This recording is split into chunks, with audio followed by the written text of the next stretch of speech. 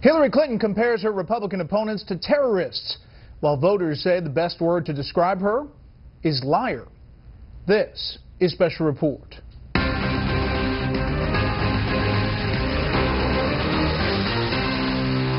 Good evening, welcome to Washington. I'm Bret Baier. We begin tonight with word association, but it's no game. Hillary Clinton is incurring the wrath of Republicans everywhere by comparing GOP presidential candidates to terrorists, while registered voters in a new national poll say the word that comes to mind for Clinton is not very flattering either.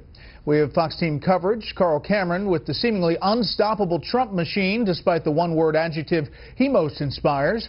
But we begin with Ed Henry in Cleveland, Ohio, covering a Clinton campaign trying to deal with trust issues. Hi, Ed. Good evening, Brett. Clinton came here to Ohio because Democrats delivered a major victory for her in 2008. She said today they lifted her when she was down. Well, she's falling down again, so tonight she's lashing out. Always believe that when dealing with an email flap she can't shake, Hillary Clinton today tried to revive talk of a Republican war on women by attacking Marco Rubio on abortion and Jeb Bush on Planned Parenthood, comparing the GOP candidates to terrorists. Extreme views about women, we expect that from some of the terrorist groups. We expect that from people who don't want to live in the modern world.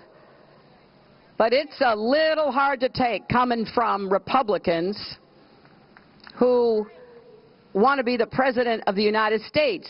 The Republican National Committee charged that attack was, quote, a new low for her flailing campaign. She should apologize immediately for her inflammatory rhetoric. Clinton is on offense to deal with an enthusiasm gap that was on full display at Cleveland.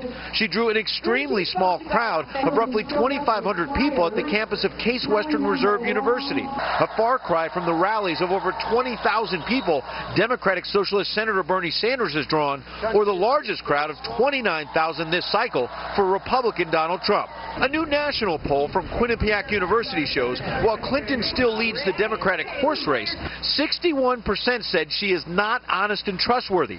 34% say she is. And when asked the first word that comes to mind when they think of Hillary Clinton, 178 of those surveyed said liar. 123 said dishonest. 93 said untrustworthy. 82 said experience. 59 said strong. 56 said Bill. And Clinton did not want to discuss the FBI investigation when Fox caught up with her today. Clinton, have you been contacted by the FBI yet? Are you willing to talk to the FBI? Clinton's troubles have opened the door for Vice President Joe Biden, and a former Obama-Biden fundraiser today expressed the alarm among Democrats. Fundraiser Douglas Goldman telling the Wall Street Journal, quote, at this point, I don't think Hillary Clinton is electable in a general election. The Quinnipiac poll shows Biden doing better in matchups with Republicans. Biden beats Trump 48% to 40% and tops Bush 45% to 39%. And Biden could make a strong play for the Obama coalition, which may be why Clinton is keeping a close eye on the African American vote. Black Lives Matter.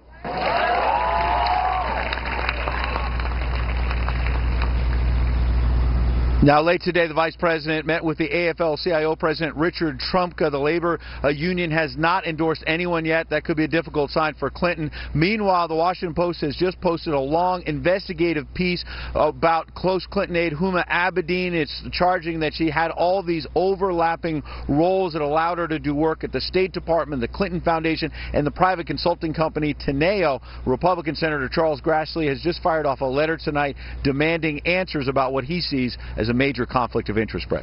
Well, you know, Ed, about that Washington Post report, it centers on details about Clinton's final trip as Secretary of State. So what are we learning about that tonight?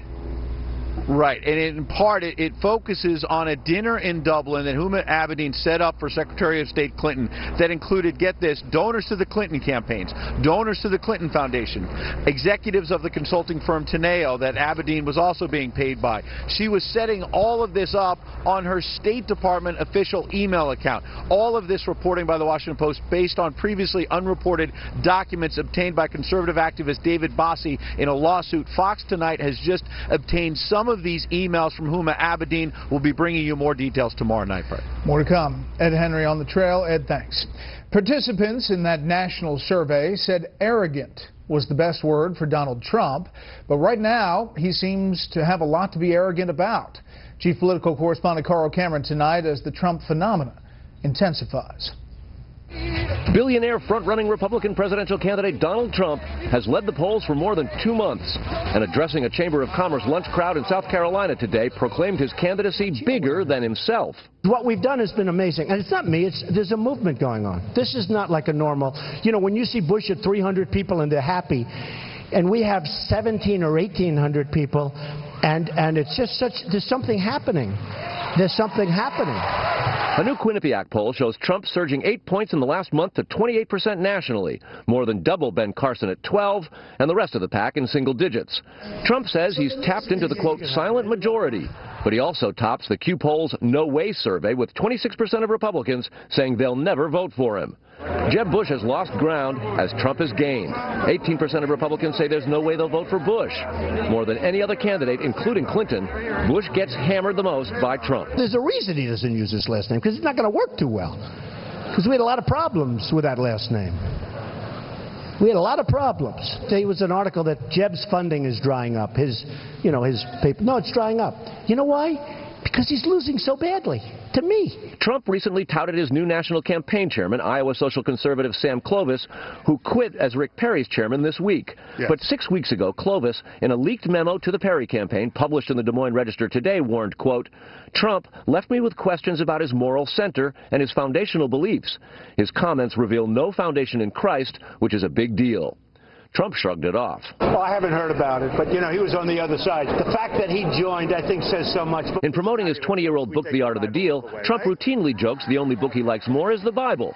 When Bloomberg asked for his favorite verses yesterday, he balked. I wouldn't want to get into it because, to me, that's very personal. The Bible means a lot to me, but I don't want to get into specifics. Trump leads the polls in New Hampshire, too, where Ohio Governor John Kasich has knocked Bush out of second place in recent polls. The super PAC supporting Kasich plans to up its current ad campaign with a $5 million blitz in September and October, far more than any other campaign so far. The coziest candidate with Trump to date is Ted Cruz, who's invited the billionaire to a Capitol Hill demonstration a week and a half from now on the Iran nuclear deal. Cruz makes no bones about courting what Trump today called the silent majority. And that's a phrase, Brett, goes back to Richard Nixon in 1969. All right, Carl, thank you. Well, earlier this year in our presidential contenders piece on Trump, I asked him about his faith. Are you religious? I'm pretty religious. Went to church on Easter. People don't realize I'm Presbyterian, Protestant Presbyterian.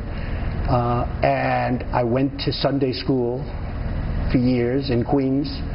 And I'm a believer. Am I religious like some people? Probably not. But I am religious.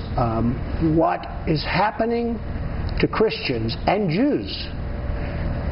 But for some reason, the focus now is on Christians. I'll tell you what, that wouldn't happen if I'm at the helm. When they kill 350 people because they're Christian, and we have a president that won't even say that. He calls them terrorists. He doesn't talk about where they're coming from, what their thought. They killed people because they're Christians. I will tell you, Christians and Jews are going to be protected if I run and if I win. They will be protected like never, ever before. As you know, in some of those early states, evangelical Christians make up a pretty significant block of voters. How do you think you would do with them? I think I'd do great with them. I think I'd do great. I have a very good marriage, but I had 2 marriages. But I think I'd do great with them. I think that I am Protestant, which helps, I guess. I am Presbyterian, which really helps. I've been confirmed. I have my confirmation picture all ready to go. I was actually much cuter than I am right now. I think I'd do very well. Look, they want to see the country be great again, and I'm the one to make the country great again. Otherwise, they're not going to have a country. They're not going to have a country. You can see all of our Contenders series stories on our homepage, foxnews.com/special report. Up next, New Orleans, 10 years after Katrina. First, here's what some of our Fox affiliates around the country are covering tonight. Fox 40 in Jackson, Mississippi, with a report of a shooter on the campus of Mississippi State University. Authorities say they arrested a man, but no injuries were reported and no shots fired. A campus spokesperson says charges are pending.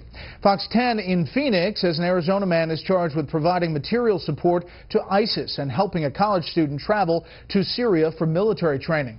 What makes the case against Ahmed Mohammed al-Gamal stand out is that there was no in-person contact to establish and solidify the relationships. It was all done online.